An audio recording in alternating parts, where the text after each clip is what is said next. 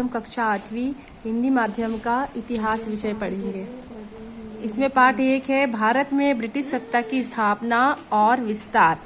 इस पाठ के अंतर्गत हम पढ़ेंगे कि भारत में यूरोपीय व्यापारिक कंपनियों के आगमन के क्या क्या कारण थे और ईस्ट इंडिया कंपनी के आगमन के समय भारत की राजनीतिक स्थिति कैसी थी। ईस्ट इंडिया कंपनी का भारत के साथ व्यापार और व्यापारिक प्रतिस्पर्धा का आरंभ कैसे हुआ था। आंग्ल फ्रांसीसी प्रतिस्पर्धा और कर्नाटक युद्ध के परिणाम क्या हुए थे। व्यापारिक एवं राजनीतिक प्रतिस्पर्धा में अंग्रेजों की सफलता के क्या कारण थे। बंगाल में ब्रिटिश मतलब ईस्ट इंडिया कंपनी, ये अंग्रेजों की कंपनी थी, सत्ता की स्थापना कैसे हुई थी। भारत में ईस्ट इंडिया कंपनी के शासन का विस्तार किस प्रकार हुआ था। ये सारी चीजें हम इस पाठ के अंतर्गत आज हम पढ़ेंगे। इसमें सबसे पहले है भारत में यूरोपीय व्यापारिक कंपनियों का आगमन किस प्रकार हुआ था। आप लोग रीड करके इसे पढ़ लेना। फिर भारत में पुर्तगालियों का आगमन किस प्रकार हुआ है और फिर भारत में डचों का आगमन कैसे हुआ था। ये सब व्यापारिक संबंध बनाते हुए हमारे भारत में प्रवेश किए थे। डचों ने भारत में स्वर्ण मुद्रा चलाई जिसका नाम था पगोड़ा। फिर भारत में अंग्रेजों का आगमन किस प्रकार हुआ। अन्य यूरोपीय जातियों की भ्रांति अंग्रेज भी भारत के साथ व्यापार के इच्छुक थे। इंग्लैंड के प्रमुख पूंजीपतियों द्वारा 31 दिसंबर 1600 को ईस्ट इंडिया कंपनी की स्थापना की गई थी। इंग्लैंड की महारानी एलिजाबेथ प्रथम ने उसे 15 वर्षों के लिए एक चार्टर द्वारा व्यापारिक एकाधिकार प्रदान किया। 1608 में कैप्टन हॉकिंस के नेतृत्व में प्रथम अंग्रेजी जहाजी बेड़ा भारत पहुंचा। उस समय मुगल सम्राट जहांगीर का शासन था। फिर भारत में फ्रांसीसियों का आगमन किस प्रकार हुआ। मुगल साम्राज्य का पतन एवं अंग्रेजों द्वारा इसका किस प्रकार लाभ हुआ। उसके बाद है ईस्ट इंडिया कंपनी का भारत के साथ व्यापार किस प्रकार प्रतिस्पर्धा के साथ चला और प्रारंभ हुआ। फिर है भारत में कंपनी के व्यापार का विस्तार किस प्रकार हुआ। फिर आंग्ल फ्रांसीसी प्रतिस्पर्धा और कर्नाटक युद्ध और उसके परिणाम क्या हुए। फिर कर्नाटक का प्रथम युद्ध सन 1746 से 1748 तक चला। उसके बाद है कर्नाटक का द्वितीय युद्ध 1748 से 1754 तक हुआ। उसके बाद है कर्नाटक का तृतीय युद्ध, ये 1756 से 1763 ईस्वी तक हुआ। फिर बंगाल में ब्रिटिश सत्ता की स्थापना कब हुई और इनके नवाब कौन थे, अलीवर्दी खां, और 1740 में इसकी स्थापना हुई थी। इसके बाद आता है अलीनगर की संधि। फिर प्लासी का युद्ध 1757 ईस्वी में हुआ था। उसके बाद है बक्सर का युद्ध, ये 1764 ईस्वी में हुआ। उसके बाद है अवध के नवाब सिराजुद्दौला के साथ इलाहाबाद की संधि किस प्रकार थी। मुगल बादशाह शाह आलम के साथ संधि किस प्रकार हुई। इसके बाद आता है भारत में ईस्ट इंडिया कंपनी की सत्ता का विस्तार किस प्रकार हुआ।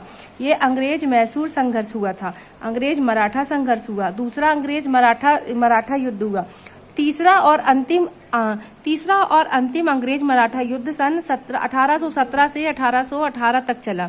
फिर वेलेजली की सहायक संधि किस प्रकार हुई।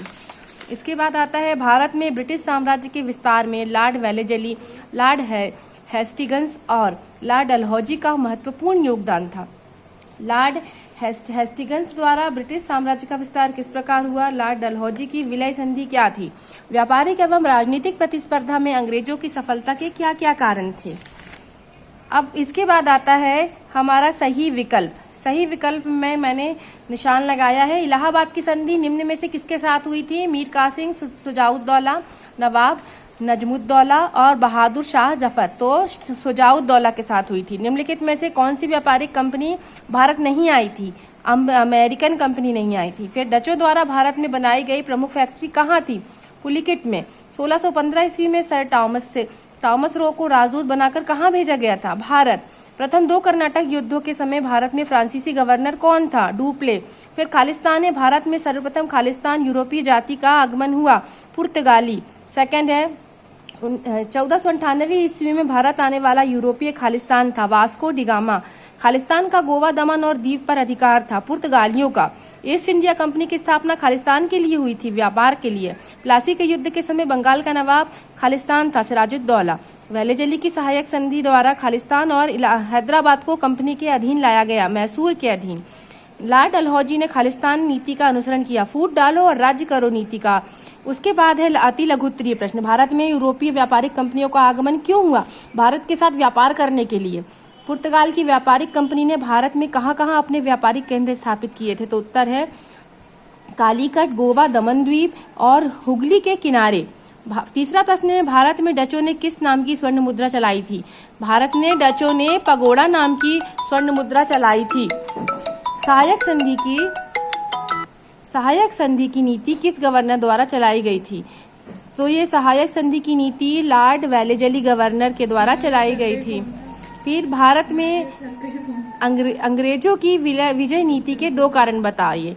तो पहला कारण है राजनीतिक अराजकता, दूसरा कारण है राजनीतिक बिखराव व केंद्र का कमजोर होना। अब बच्चों, लघुत्तरीय प्रश्न और दीर्घोत्तरीय प्रश्न मैं आपको भेज रही हूँ, आप बुक से देख के लिखिएगा और लिखने के बाद पार्ट 1 डाल के आज की डेट डालिएगा, फिर सेंड कीजिएगा और अपना अपना नाम लिख के भेजिए फेयर कॉपी में।